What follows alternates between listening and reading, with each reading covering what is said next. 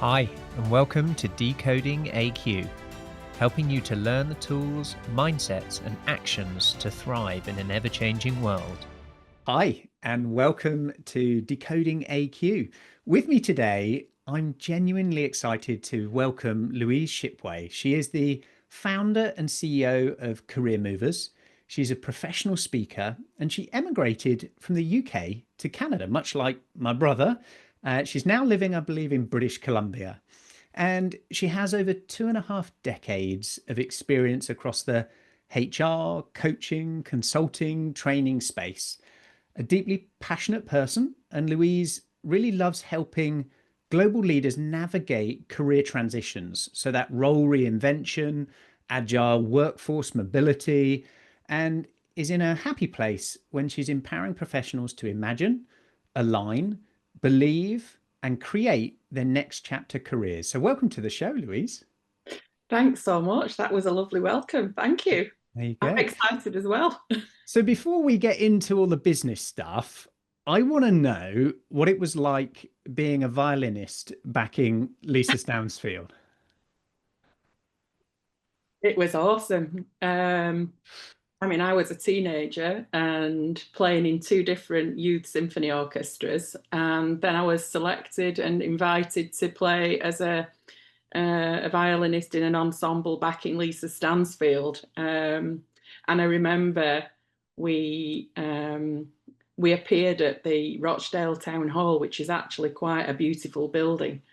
And Lisa was dressed in a spacesuit. I can't remember what I was wearing, but I remember she was dressed in a spacesuit. I mean, it was just a great experience, and what a great song. Obviously, Yeah. in those days it was pre-release, and so she was building up to that release. But it was a great experience. Do you think that might have triggered all the travel in your life of all around the world, just playing on repeat in your subconscious? It might have. It could well have. I think that music has played actually a more substantial part of my life than I've given it credit for until recent times. Well, did I read that you're back into a choir now? Yes, So maybe it's coming back again. Tell me it's more about coming the back. choir, because it's one of Yeah. my wife's favorite things to do. She's in a choir. We're at festive season, so she's got about 30 performances between now and Christmas. So tell me about the choir for you. Right. So actually, joining this choir was one of the deciding factors to move over to Vancouver Island. It's called the Island Bel Canto Choir, and we're a treble voice choir. I've been there for almost 2 years. Comprises of actually a group of very talented musicians, and so I feel honoured to be included in this group, because when I moved to Canada and when I started working full time, I actually stopped practicing my musical instruments and things and paused it with the belief that I could pick it up at any time.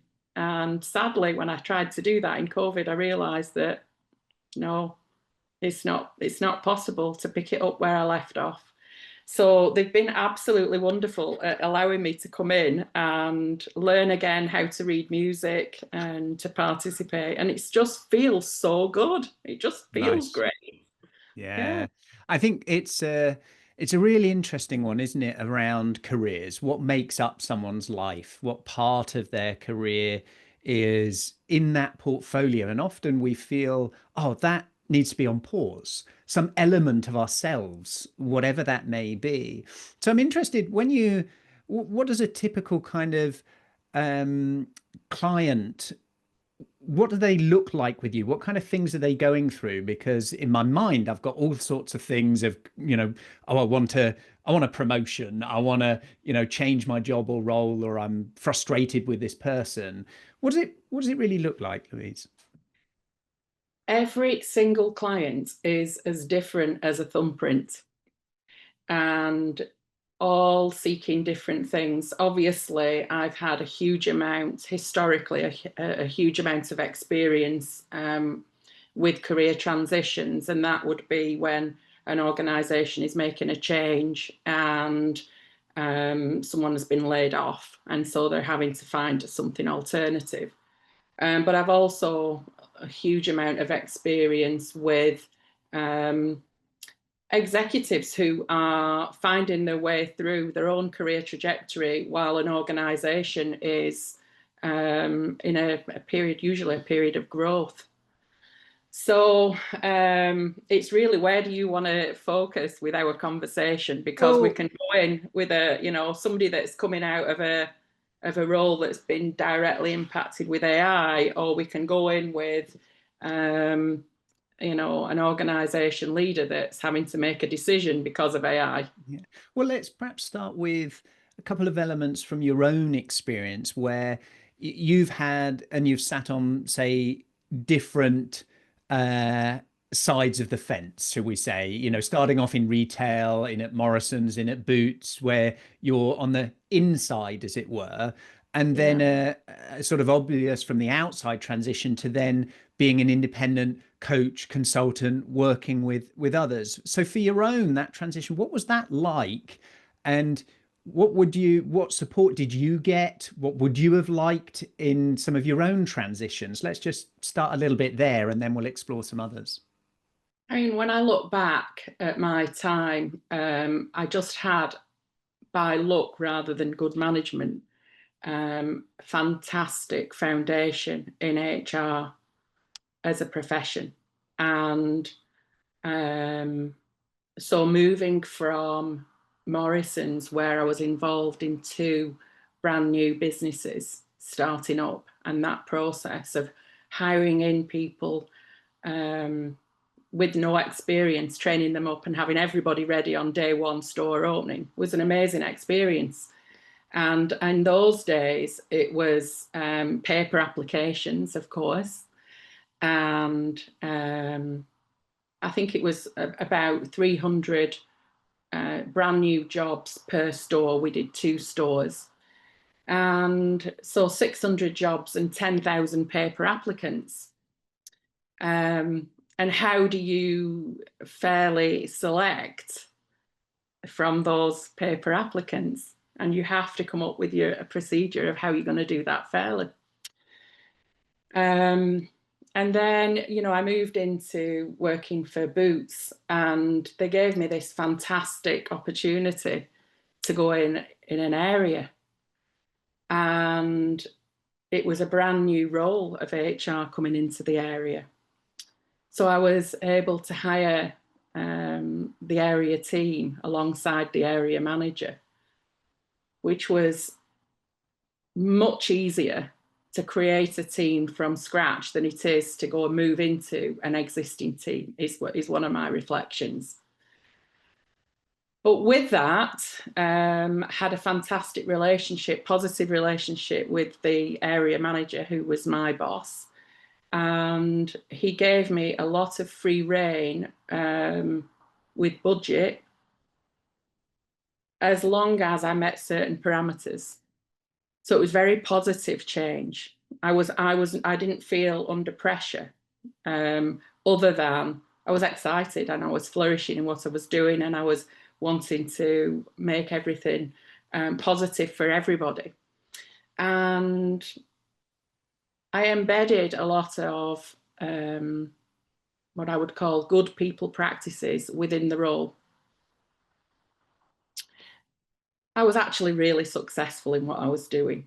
Yeah. And by rearranging staffing, doubled the sales in the area, and then was invited to take the new managing director out on his first day in his new job as managing director or CEO, and was able to explain some of the activities that I'd undertaken to do that, and make a suggestion as to what we should be doing next. And as a result of that, he did actually put in place a new program, and it had a massive impact on the sales in the whole, well, nationally. Nationally, for that. So then I was given a promotion to work for the parent company, and subsequently they gave me a 5-year career break contract to come to Canada to try and experience Canada, which was great. sort of foundation of what good can look like in HR during growth, during, right, we need to find hundreds of new people to open these new stores. We've got new initiatives in new regions. We're open to new ways of doing things, some freedom, some autonomy, some program creation. And then a period of time, then perhaps, I'm not sure if the timeline's exactly right of these things, but at LHH, a lot of their focus then is also around transitions, people going through different phases of their careers. So you had this wonderful opportunity to emigrate, to go and put down some new roots in a new part of the world. What were some of the significant moments that started to happen for you that led into perhaps your next chapter and next phase? I had fantastic experience with LHH, and you know, I have only really good things to say about my reflections of that period of my life and career.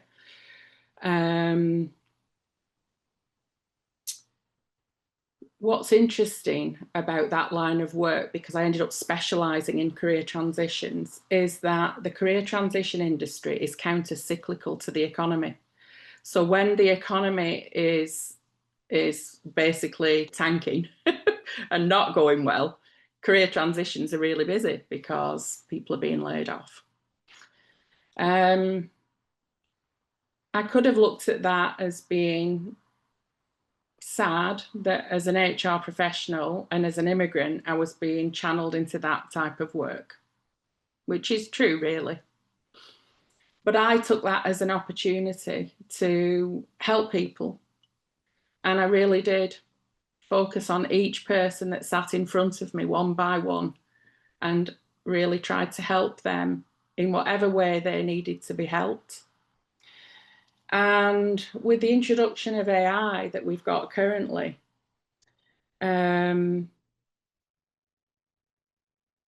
what's difficult about it is that when you're actually the manager who is actually doing the layoff, it's difficult to actually give a specific reason. Now, it's difficult for me speaking to you now because you're in the UK and I'm over here. We're talking about two different systems here. But we've got listeners from all around the world, right? In the US, right, in other areas that, every region has its differences of how it deals with restructures and reorgs, of how that can and can't be done around regulations. Right. But if, as an HR practitioner, if you don't let somebody know that or as the CEO, if you're not doing a general announcement that the layoffs are going to be due to AI, the individual that I'm dealing with doesn't understand that they've been terminated because of AI. And what that causes in my conversation is it slows things down because the person doesn't realize that they're still looking for a job now that actually no longer is going to be existing going forwards. And it takes a little bit of time for them to come around to that. And I allow time for them to explore with some guidance. So I kind of hold back. We're not going to go straight into this. Let's just do a little bit of research. And the reality is that when somebody's laid off due to AI, they could well be out of work for up to 12 months. So those severance payments and the notice period that people are given, it really matters. And I wonder, how many people actually know why they've been laid off sometimes, right? There's the reason that's given, there's other reasons, and there's probably many variables about it, and we see these, announcements in the media of big shifts, big changes. And each, as you said, behind each one of those is a human being, a person with a life, with family, with all sorts of things that they're coming to terms with. Right, what next? What now? Who am I? What's my identity? Is my role valuable anymore? takes a period of, the grief, acceptance, all sorts of different things that they go through. So in that mode, do you have to play a variety of different modalities of perhaps counseling alongside coaching, alongside some recruitment? How do you navigate yourself of knowing what version of Louise shows up? How do you adapt in those kind of complex situations? It's a great question, because sometimes when we're helping someone, we do need to refer to other professionals, and we learn where those lines are, and that could be to seek advice from a doctor, or it might be to go and use an employee assistance program for counselling if they still have access to that.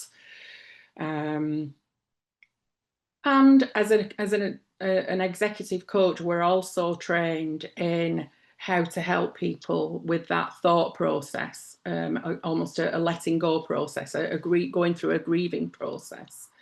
And also acceptance, because, and it's not just since AI has been one of the reasons for layoffs.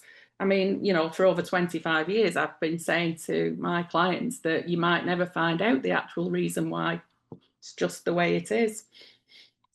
So let's help some of the listeners that are in two zones. So the people that are leaders, managers, that are facing that choice and challenge right now of restructures and reorganizing things. Let's spend a few moments of, in all your experience, how can they do it well?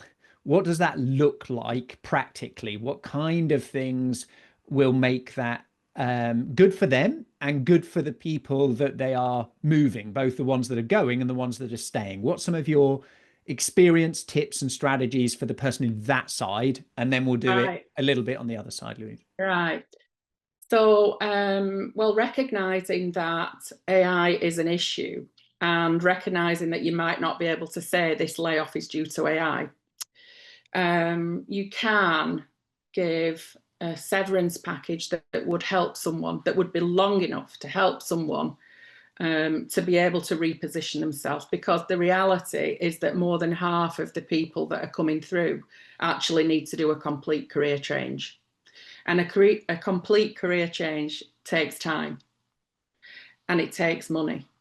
So if you can't tell someone that the reason the layoff is due to AI, make sure that you do allow those extra provisions in time and in funding. And really, if you can be providing all of the employees with funding to be able to choose what they think they should be doing in their professional development, whether they're with you or whether they're leaving you. I mean, my philosophy was treat people well as they're coming in, treat people well while they're with you, and treat people well as they're leaving, right?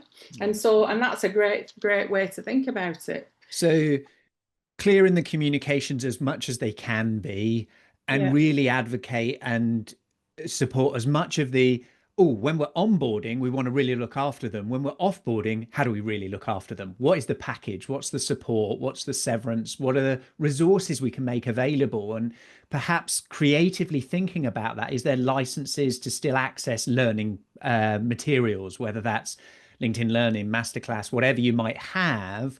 Do they get switched off just because you're leaving, or can they give some of those things in? So if they've strapped for cash of here's actual full funding, here's your check for 3 months, for 6 months, for 12 months, maybe there's other creative ways of thinking about still giving access to learning resources that could help them. Could be another way of thinking, right, in some of those things. Yeah. And what would be the worst ways they could do it? Where you've seen it and it's like, that was a bad way that organizations lay people off? What does that look like? Because I'm sure you've experienced some people coming to you that have said they've had some horrific experiences of that. What would those things look like, so we know where to avoid? Yeah, I mean, it's just not given long enough. And and the way that the career transition support programs are structured, and how the career coach that's supporting those programs is paid and remunerated, determines how much time and assistance someone can be given. So there's a blend in those programs between AI supported aspects of a program, but there's also a human element. And so, you know, this is what it comes down to. And so I would say that a better way to come about this is to not make the layoffs. And it would be to invite the HR person to the table of strategy and identifying what the future strategic priorities are going to be. And then finding a way to help support employees with upskilling or reskilling. And to do that in a completely different way. And really, when you look at the cost of losing an employee, I mean, it's a huge amount of cost when you lose an employee. And when you want to rehire somebody brand new into an organization, those costs are actually, they're hidden, but they're actually quite substantial. Yeah. So, you know, that adaptation of we can't reskill you effectively enough and quickly enough is really what restructure and layoffs are around, right? Is that in order to maintain the business, grow the business, not fall over, not kill the business, there are changes and phases that organizations go through, right? And I remember a month or two ago talking in the Netherlands with one of our partners, and it was soon after the Accenture announcement, basically reading between the lines, we can't reskill this large number of people quick enough because they're not able to, you know, skill up in AI, whatever the skills are of the moment. So the upstream, to avoid it as much as possible, mobility, strategic training, that kind of thing, great. Fail to do that, can't do it quick enough, or maybe it's a blend of communicate well, make sure there's good time given to the people, and a wholesome package that includes human, technology, money around that. On the other side, if this has happened to somebody, what would you recommend they think about, deal with? Where do they go? Where do they ask for help if they haven't been signposted, if they haven't got some of those, you know, good packages put in there, and they feel, well, what do I do now? What's your kind of go-to and sort of strategies and thought for the person that has been given the boot? Well, it's time really for each person to understand that it's each of our own responsibilities to decide what would be good for us in terms of our continuous lifelong learning. And so to generally approach life with that we're learning all the time. And so to find situations and opportunities to be able to facilitate that in whatever way we can. And that might be by becoming best friends with somebody, or joining an organisation where they're offering, you know, programs that are attainable financially, or having your employer fund that. But it's also, you know, when you do find opportunities and there's a contract involved, it's making sure that the contract allows you as an individual to grow. And unfortunately, what I've seen is that we're moving around in a world where that aspect of an employer-employee relationship is behind, and we need that to be improved. So, you know, 0 hour contracts, or over here, independent contractor contracts. There's pros and cons to each of that. But fundamentally, I look at this as Louise has the right to earn a living. And so I'm not wanting anything that's going to restrain that. So what what does that actually mean in real terms? Well, it means I need to make sure that the contract is fair. And it also means that there needs to be really good relationships. When we get the contract right, it should be a win-win all round. Now, underpinning all of that are values and standards. And we each need to understand whether we're dealing with, you know, high-end luxury and quality, or whether we're dealing with massive volume turnover, and where we are with that, and how does that impact what we're doing in those contracts that we're signing. I think, you know, the reality of what we might be facing over the next few years, you've mentioned a couple of times about AI and the thought of how that's impacting knowledge workers. And as that expands and we have this convergence between that type of technology and then physical form technology, robotics, humanoid robotics, those sorts of things that start to integrate into our workforce in other ways.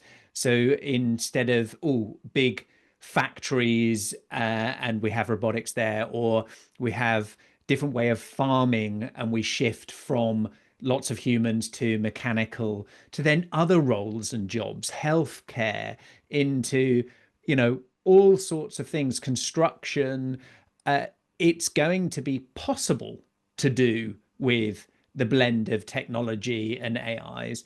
And then there'll be a choice, right? From company to company, contract to contract, employment to employment, of do we hire this human workforce or this humanoid workforce in some of these. And there'll be this transition and blend of those phases and organizations and companies. And so I think, you know, when we try to envisage what's coming, it's very hard right now, right? There's so much in many pockets of the world that is equal measures of exciting and frightening. Right. And I'm curious in terms of, you know, you've focused heavily also on adaptability, and, you know, you're part of our community, you've trained in it, of those into our methodologies. When you're working with organizations, what are you working to solve? What are they coming to you with? Is it this transitions? Is it restructures? Is it coaching? What is the problem that you come in to try and work on and work for? So I think that career transitions that we have known has now morphed into career transformations. And so that is a significant change. What do you mean by that? Tell me, describe what that means to me. It is a complete change. So the majority of people coming through are making a complete change. So that is a completely different career. Completely. Is that what it means? Okay. Yeah. Or it means, you know, stacking careers that are related but different, that add to, that enhance that person's, you know, career trajectory. And so with organizations, it's about finding that human element again. And I think that people in massive change, when something happens, like when COVID happened, like when Princess Diana died, in these moments of massive change, people do go back to finding the essence of themselves in that. They draw on something that's very human to be able to deal with that. And I felt that, you know, I'm not going back and looking at history and things as I'm dealing with the thought that wouldn't it be a great idea to send these humanoids or robots into space instead of humans, or whatever the, you know, the wild ideas that we're having. Are they wild? And so really it's about putting people first is what it comes down to, and realizing that when there's a massive change, it's also an opportunity, and investors know this, don't they? Okay. Yeah. So this is an opportunity. It's an opportunity for change for the good, and that's the way that I've been looking at this, not just from an organization level, but from a what do I believe in, and legacy. I think it is a real challenge, isn't it? Depending on you mentioned the word values earlier, the values of the individuals and the organization, and a lot of it is driven by the economics and, shareholder value, and then balancing that with humanity and what kind of legacy. We've seen big bold moves with companies like Patagonia, for example, and we now see different structures than LLCs, PLCs, with the B Corp movement coming in to think about how do we holistically look at building value and wealth and progress as a species.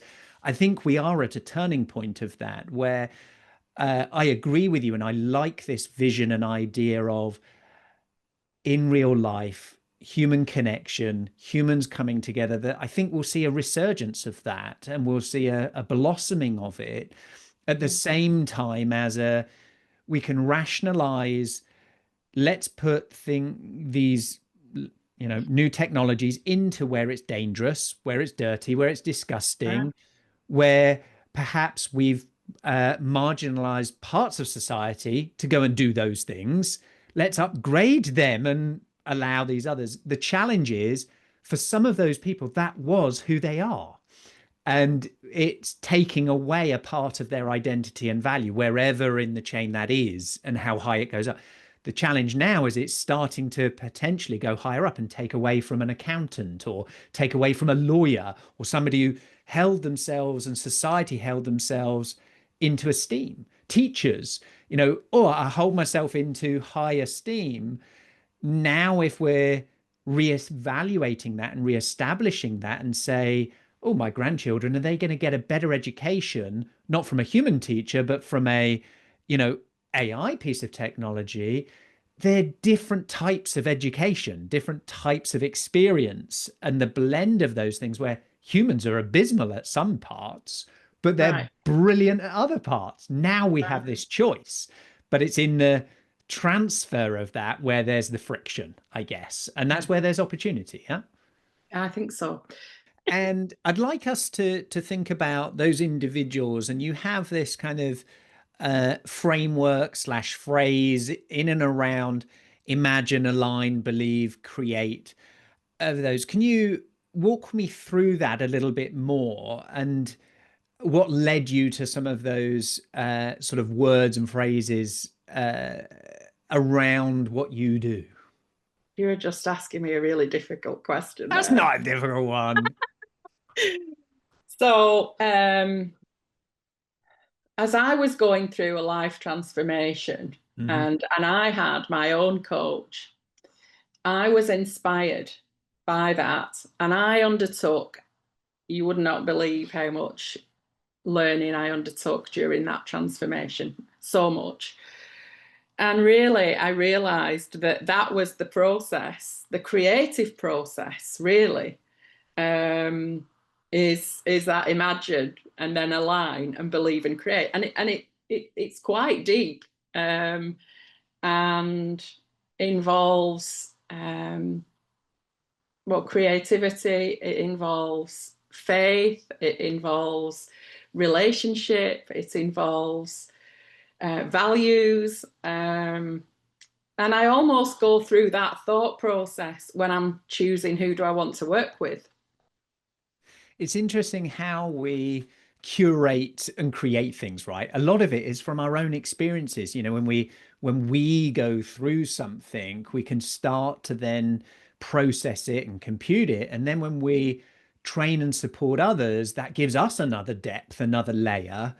And it's often, I think, one of the most challenging things is to take complex experiences like a transformation. And you mentioned earlier, every person you meet, their situation is unique. It's like a thumbprint. But yet these frameworks help us to move through, to help go through some of the components of a transition that makes it understandable, repeatable, and actually a way in which we can prepare ourselves for a future that makes us smile. That's right. Absolutely.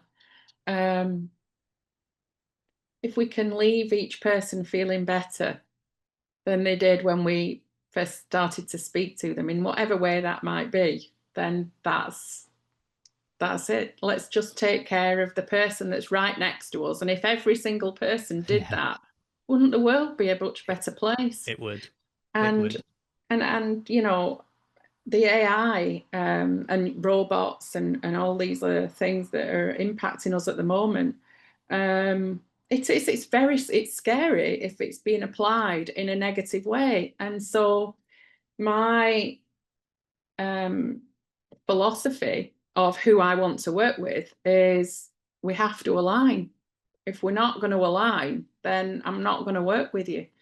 And there's something quite strong underneath that, a determination that good will overcome evil. And, you know, believing in,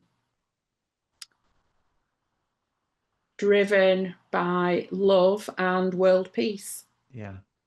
It's that fundamental kind of confidence that comes from knowing who you are and how you want to show up, right? And then, you know, to filter, to discern, to decide who do I want to surround myself with. And that opportunity is in itself one of choice, of adaptation. Where do I flex? Oh, I see some new things. I've undergone a transformation. I've undergone learning. You know, these things have varied, but these things have stayed the same, or these things are now my new view of life. And I think that imagination, we need to be in a place where we can imagine.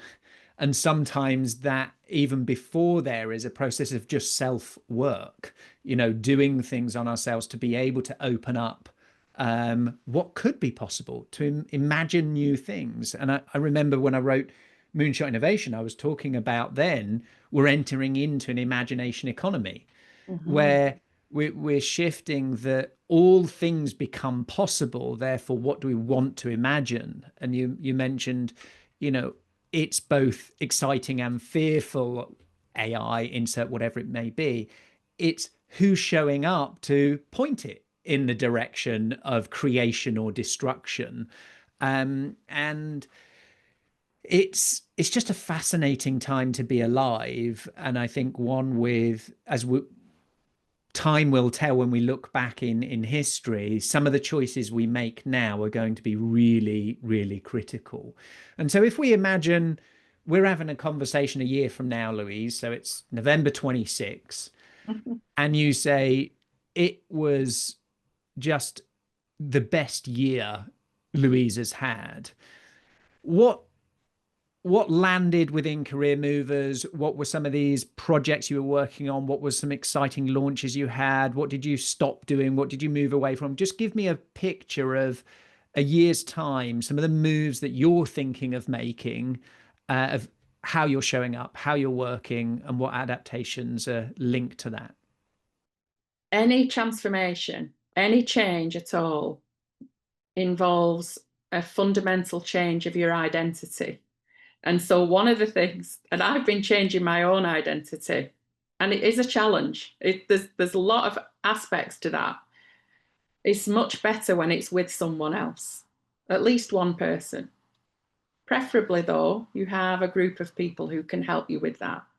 And so for me, with CareerMovers, I'm at the stage where I realise that the framework that I've created and the programs that I'm offering within that are attached to state-of-the-art technology that meet the standards for, you know, ISO and GDPR and so forth. It's ready. And I am now at the point of wanting a Red Arrows and Snowbirds team to make this now really take flight. So I'm at an exciting point really with it, and that would be where I would like to go next. And with that, if you think about how those pilots perform in the air, it would be difficult to know who would be the captain in that group, because sometimes they're flying in a formation and then suddenly two will come out and go over the top or underneath and round the sides, and you think, oh my goodness, the precision of that is amazing. Well, that's what we're dealing with. And when we can have collaboration between trusted colleagues, in a different professions that are overlapping with each other, and when we can involve government, and or be supported by government, and we're all in agreement of working for betterment and that there's enough for everyone, I think we can each take turns at being the lead in that, and that's basically the way that I'm going to be moving ahead with this. So this year ahead is one of collaborations, one of releasing a lot of what you've been building. Now is the opportunity for the world to engage with those things, with those services, with those products, with those pieces. So that is a challenge that many companies and businesses face, right? Between, oh, what do I protect, do it all myself, versus then abundant thinking, share, collaborate with others. It doesn't always work, right? As you mentioned, one of your key words, alignment. Alignment can appear aligned, and then it can deviate as you go down the line. And often what I've seen throughout my entrepreneurial career, one of the biggest challenges of alignment is decisions when it involves money. And the challenges of, we have all these values, we're aligned in all of these areas and things, but when money's at the fringes, when there's lots or little, it becomes very, very challenging then around what are the right decisions, what are the right alignments. So what are your tips around good collaborations? What would look good for you of your kind of non-negotiables? If people are listening, are inspired and think, oh, I really like the way Louise articulates of this human first. I'm interested to understand more about career movers. How do I engage with that? What are you looking for that would say, they'd make a good Louise would like to work with collaboration? Mm-hmm. Well, I think if we're looking at the Red Arrow Snowbirds team, we're looking at individuals who have a very specific expertise in something that would bring value to that team. And then with that, the personality and characteristics of being able to know when to ebb and flow. And also, I'm interested in anyone that's would like to consider being part of this launch by perhaps investing in the company. So we're at an exciting stage, really. Yeah. And raising investment, raising money, finding those partners, again, that takes this balance of vision for you of what are they coming to be part of. People invest for different reasons, to feel belonging, part of it, wanting it to exist, or financial returns, a variety of different things of why people invest resource, time, expertise, money for that. And I think as you say, this energy and excitement that comes at creation, there's often, dips, challenges. And one thing I've witnessed with you is this investment in yourself to be coached, to learn, to continually learn, to show up in different places. And I think that's something I admire about you and many people in our community is, we're not just, give me this. Is you show up, and I've seen that in lots of ways. You volunteer in different parts of your life as well, and that shows up. And I think people that are going through an identity crisis, another piece that I've witnessed is if they volunteer and they serve just at a base level, it can reconnect with their value of, I have value. And it sounds quite challenging, especially when people are under financial pressure. But I've witnessed when they just show up, when they volunteer in a few places, it builds elements of confidence to imagine. And as we close out, I've got one other question after this. I'd just be curious of your experience around, your own volunteering, why you've chosen certain things, and what you've learned from that in your own career as well. Well, I have volunteered and done volunteer work recently, fairly recently, in the UK and also in Canada. But one of the things that I've reflected on through that is that, and obviously I am a mom, and I've got two kids that are in their 20s, both fortunately employed. But I have looked at the struggles of the young people because of that. And the volunteer work that I was involved in the UK was with youth.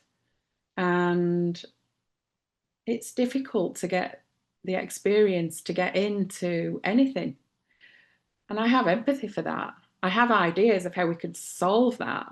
And I have companies in mind that I think could help with that. That's for the future. What concerns me right now is that there is a rising rate of youth unemployment. And also there appears to be a huge number of those youth that are not actually even looking for work. That's concerning. And there's youth suicide rates, youth high rates of anorexia. I haven't looked if there's a causation between unemployment and being able to establish themselves, and I don't want to look, frankly.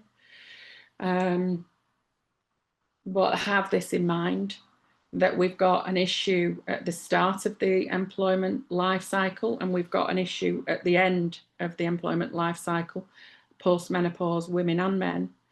And I'm mindful of these things when I'm going about and choosing where I'm focusing time and energy and where I'm learning things. Yeah.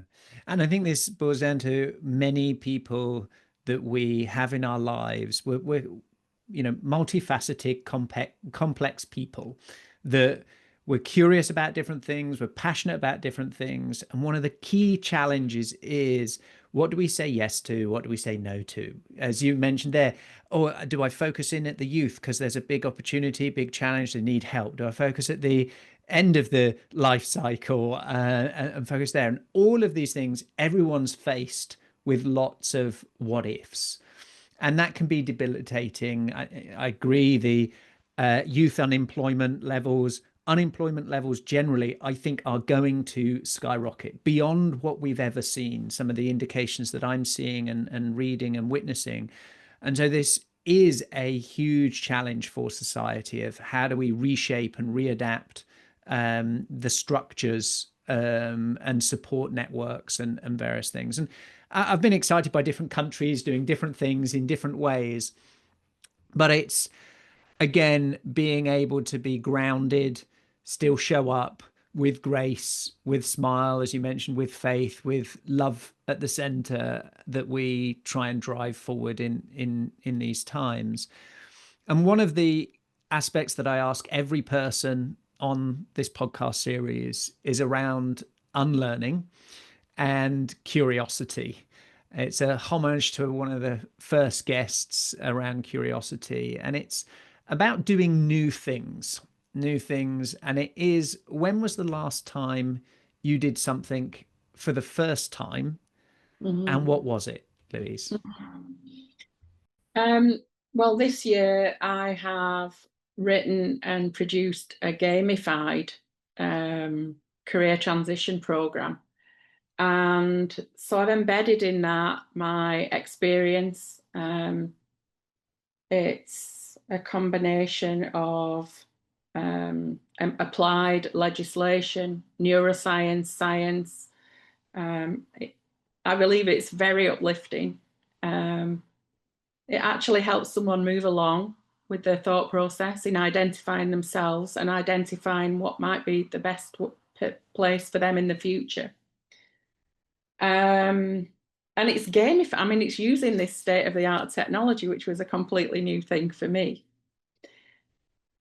Now I look back on this gamified program, and I think that by luck rather than by good management, I've actually discovered a way to help people unlearn and potentially impact hope, as well as, helping somebody reinvent themselves with their identity. So I'm really excited about this gamified program. And I look at this as being my book. When people say I've written a book, well, I'm an experiential learner, which is learning on the job, learn by doing, Kolb. And so this is the equivalent of my book. This and your I would really version. yeah, it is. Yeah. I love it. I love it. So if people are curious to go, oh, I want access to that. What is that? How do people get in touch with you? How do they, signpost this to somebody that they know? I am confident that every listener knows someone who would benefit from this. How do they get in touch? How do they find out more about this, Louise? Well, the Gamified Career Transition Programme is the first of 7 journeys on the CareerMovers.ca website. And so you can go straight into that website and you can choose that first journey, which is has a video of wheatgrass, and click to start now. And it's an automated sequence to get you into the programme. If you want to connect with me, then please, send me an email and speak to me about it. So what's your LinkedIn? What's your email? You're willing to share them out or get them in the show notes? It's very simple. Louise.Shipway@CareerMover.ca. The website will get you in Career Movers with an S, or just CareerMover.ca. Both of those will get you in. And on LinkedIn, it's linkedin.com/in/Louise Shipway, all small case, no spaces. Happy to connect. Perfect. Thank you so much. It's been a pleasure to learn alongside you, have you in our community, and I look forward to witnessing lots of exciting times for you and collaborations as we are all helping for this mission of leaving no one behind at AQai. And it's just been an absolute joy today. So thank you.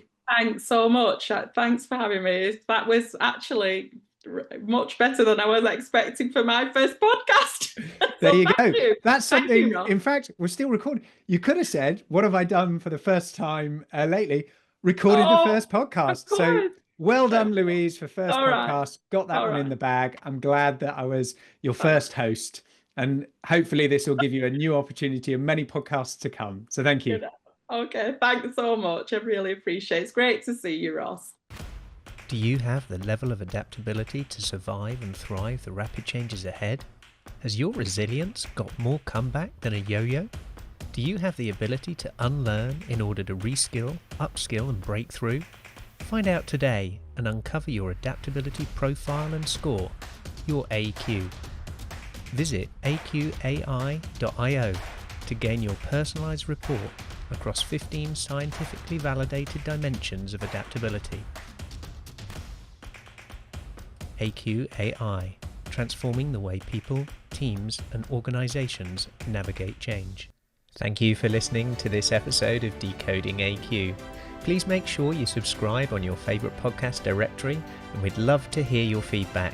Please do leave a review and be sure to tune in next time for more insights from our amazing guests.